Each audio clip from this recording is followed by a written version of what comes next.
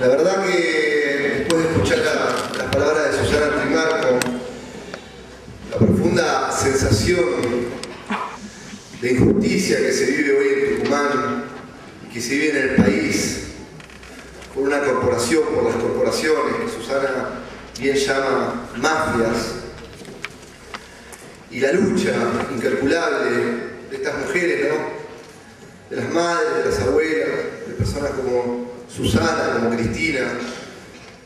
Miren, ¿no? Ese pensamiento machista, cómo las mujeres argentinas están dando vuelta la historia de nuestro país y están construyendo nuestro bicentenario.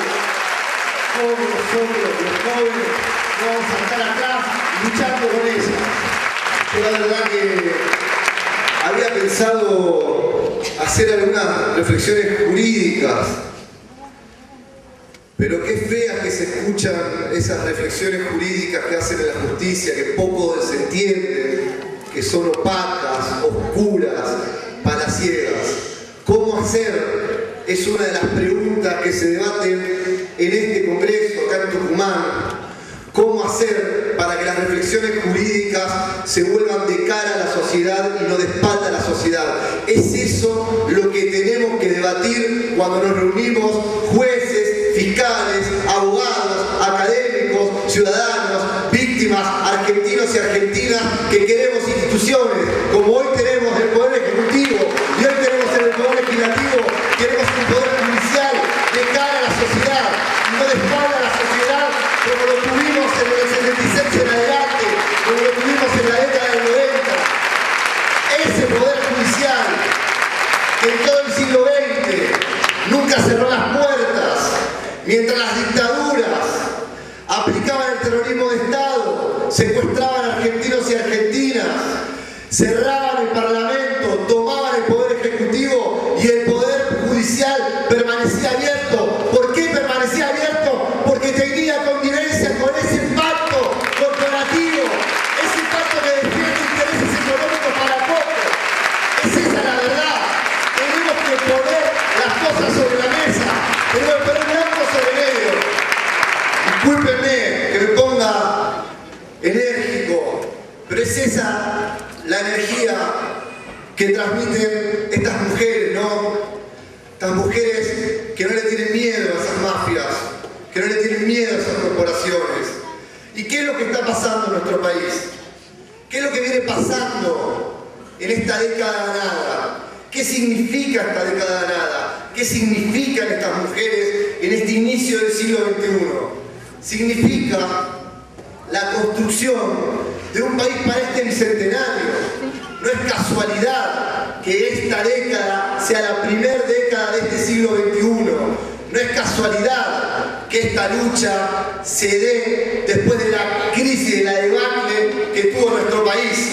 Porque por esa debacle es que nuestro país, lamentablemente, en base a esas tristezas, a esas cicatrices marcadas en nuestra sociedad, como fue el terrorismo de Estado, como fue el neoliberalismo de la década de los 90, como fue la crisis del 2001, es que esta sociedad tiene bien en claro, gracias a esas luchas de los argentinos y argentinas que siguieron con la bandera y con la idea de los derechos humanos, es que este país tiene bien en claro que con igualdad e inclusión son las únicas formas que tenemos para construir este país del siglo XXI. Esta sociedad es una sociedad despierta. Por eso Néstor Kirchner hablaba de que florezcan 1000 flores. Florecieron 40 millones de flores. Floreció nuestra sociedad, despertó nuestra sociedad. Por eso el concepto de nunca más, de la lucha por los derechos humanos, el concepto de nunca menos, de esta década ganada en el inicio del siglo XXI, significan este plafón que no tiene vuelta atrás, no tiene marcha atrás, que lo sepan las corporaciones, la lucha de los argentinos y argentinas, que están convencidos de que el proyecto político no tiene marcha atrás, no tiene vuelta atrás. Eso significa la inclusión, eso significa la distribución de la riqueza. Y es eso lo que estamos discutiendo. Entonces, ¿qué intentaron hacer? ¿Qué intentaron hacer en la justicia argentina? Intentaron dividir, intentaron dividir. En la historia argentina está plasmado claramente cómo intentaron configurar, mientras tomaban el Poder Ejecutivo y cerraban el Parlamento, un Poder Judicial que bajo estigmas técnicos, bajo espurios argumentos ocultos, incomprensibles para el resto de la sociedad, bajo un lenguaje incomprensible para el resto de la sociedad, justifiquen ese status quo que instalaban en el Poder Ejecutivo los golpes de Estado y el neoliberalismo a través de inmensa cantidad de leyes, como lo fueron la Ley de Obediencia Final, la Ley de Punto de Obediencia Final, de punto final de obediencia de vida, como lo fueron las leyes flexibilizadoras del trabajo, como fueron todas esas tremendas baterías de leyes que ningún juez, mediante ninguna cautelar, ni ningún artilugio jurídico, se ponía a hablar, como lo llaman ellos, en defensa de las instituciones.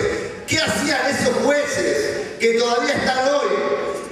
En el 76, ¿qué hacían en la dictadura? ¿Qué hacían cuando sancionaron la Ley de Obediencia de vida y de punto final?